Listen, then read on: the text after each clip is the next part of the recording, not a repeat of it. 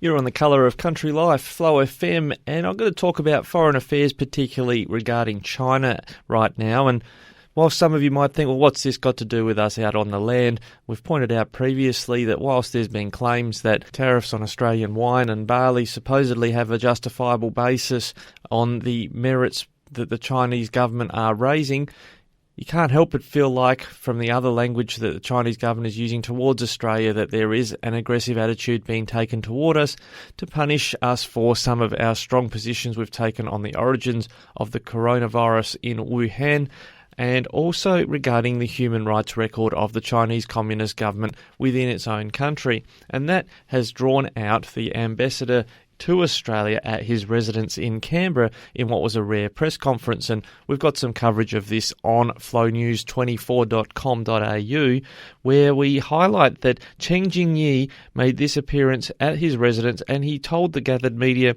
"We," that is China, "we reject those allegations which we think is fake news, irrelevant stories that are made up by certain anti-China forces." So what's he referring to there?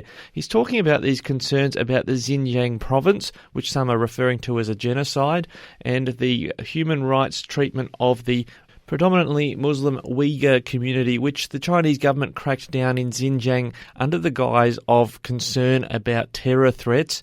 But the extent of the surveillance and what some would say are concentration camps, the Chinese government calls them re-education camps.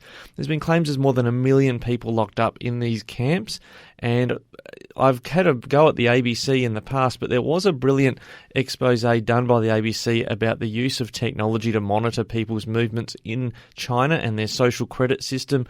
The use of closed-circuit television footage to identify who someone is, where they are, and giving them a social credit score with the government as to what that location was and whether that's somewhere the government approved of them being. It's quite frightening stuff, and frightening in the hands of any government, let alone the Chinese Communist government.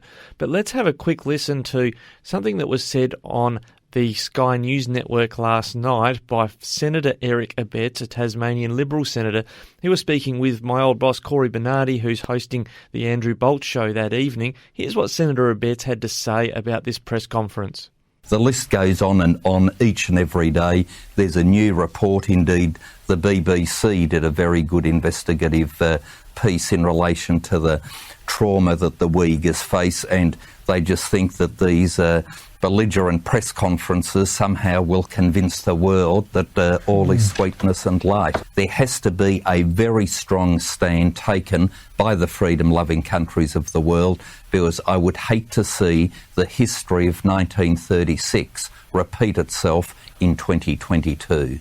I don't think you need to be a historical scholar to realise what reference Senator Abetz is making there towards powerful regimes with imperial aspirations, particularly those who create what they call re-education camps for those people living within their borders that they deem to be unworthy of the same rights as other people in their borders, or people who are not compliant with the government's ideology. I don't know what they're teaching kids in school these days, but when it comes to the horrors of what was discovered by Allied forces in Germany when they liberated these so-called re-education camps, we should have learned our lesson then and made sure we always speak up. And in that regard, I think that Australia has done a fantastic job in speaking about the human rights concerns of what's going on within China's Xinjiang province.